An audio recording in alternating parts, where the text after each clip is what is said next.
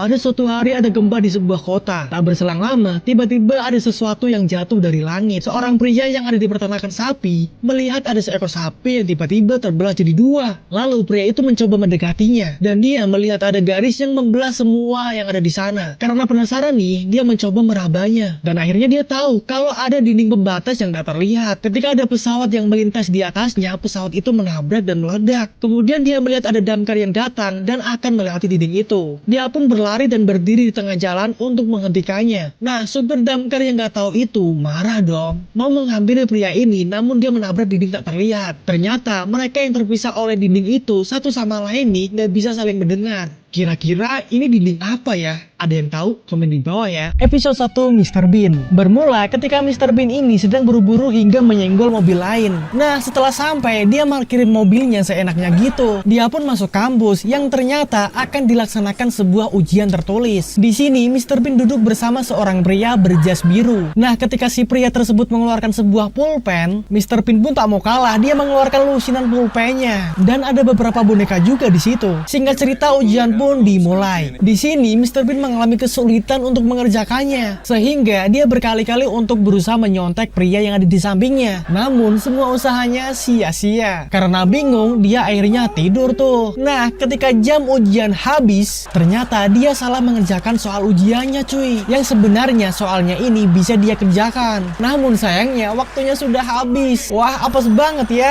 Ada beberapa kota berjalan yang gede banget cuy. Di awal diperlihatkan ada seorang wanita yang sedang mengawasi sekitar. Nah, ternyata di situ sedang ada transaksi antar kota. Kemudian ada pengawas yang menyadari kedatangan dari Predator City, yaitu kota terbesar musuh mereka cuy. Mereka semua langsung bergegas untuk pergi dan di situ orang-orangnya pada panik. Nah, ada satu kota yang mesinnya ini bermasalah cuy hingga ketinggalan dengan yang lainnya. Nah, akhirnya kota kecil ini jadi incaran kota Predator. Dikejarlah kota ini. Wah, panik banget tuh di sini karena musuhnya ini gede banget. Mereka sampai rela membuang beberapa bekal mereka agar bisa berjalan lebih cepat. Namun kota Predator ini memiliki beberapa senjata yang akhirnya mengenai kota kecil itu. Kota Predator itu memang lebih modern cuy. Akhirnya semua warga kota Predator itu bersorak gembira karena mereka berhasil menangkap kota kecil itu untuk dijarah sumber dayanya. Menurut kalian film ini keren gak sih? Sebuah pesawat menembakkan ribuan roket ke Sonic, lalu tiba-tiba seolah-olah waktu terhenti cuy. Di sisi lain, Dr. Eggman berusaha menekan sebuah tombol. Dengan santainya, Sonic menyingkirkan beberapa roket itu. Sementara Dr. Eggman masih berusaha menggapai tombol itu. Sonic masih asik dengan roket itu cuy. Lalu dia melompat dan menghancurkan pesawat musuh itu. Nah, pada akhirnya Dr. Eggman berhasil menekan tombol merah yang menyebabkan pesawat Dr. Eggman bisa bergerak. Nah, di saat Sonic lagi bermain dengan roket, tiba-tiba dia melihat pesawat Dr. Eggman datang dan dia langsung menghindar dari tembakan pesawat itu. Sonic pun terjatuh. Dalam keadaan setengah sadar, dia juga melihat temannya terjatuh. Dia langsung refleks mengambil cincin emasnya dan berlari. Nah, cincin itu dilempar dan membuka sebuah portal. Tapi di sini Sonic justru malah hilang kendali dan jatuh ke sebuah pohon. Pada suatu hari Mr. Bean mau jalan-jalan cuy. Di perjalanan Mr. Bean bertemu dengan mobil biru ini.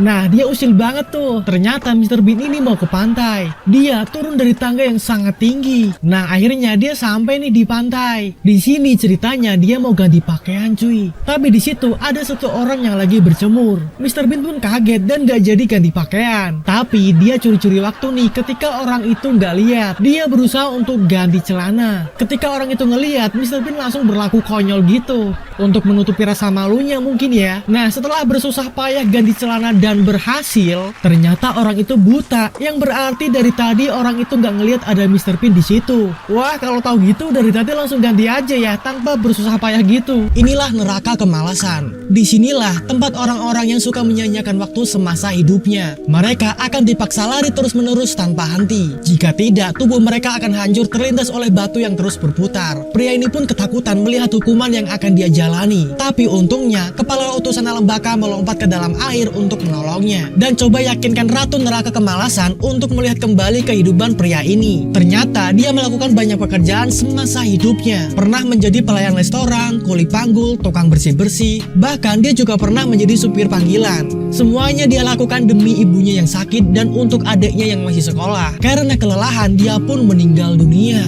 Nah, akhirnya Ratu Neraka kemalasan mengampuni pria itu. Nah, buat kalian jangan pernah menyia-nyiakan waktu ya. Teruslah berusaha menggapai mimpimu. Pada suatu hari ada seorang laki-laki yang melihat ke arah sebuah kebun. Dan di situ ada sekerumunan orang di sebuah gerobak semangka. Mereka semua memakan semangka-semangka itu dan membayar ke lelaki tua. Pria itu pun membawa satu semangka ke rumahnya dan memakannya sambil menonton televisi nih. Dan di situ tiba-tiba ada siaran di televisi yang memberitakan banyak orang hilang di perkebunan semangka. Dan ternyata orang-orang hilang itu adalah orang yang dilihat oleh pria ini di kebun semangka tadi. Ternyata perkebunan itu sangatlah horor karena berasal dari mayat-mayat yang sebelumnya pernah memakan semangka di kebun itu. Ih, merinding ya. Pada suatu hari ada bocah menemukan burung di sumur angker. Dia pikir burung itu sudah mati, tapi ternyata burung itu masih hidup. Dan tiba-tiba burung itu menyerang bocah itu sambil menyipratkan lumpur. Akhirnya wajah bocah itu berlumuran lumpur. Tapi itu bukan lumpur biasa cuy, karena wajah bocah itu menghilang akibat kena lumpur itu. Ngeri banget. Kemudian di dalam sumur itu muncul monster lumpur.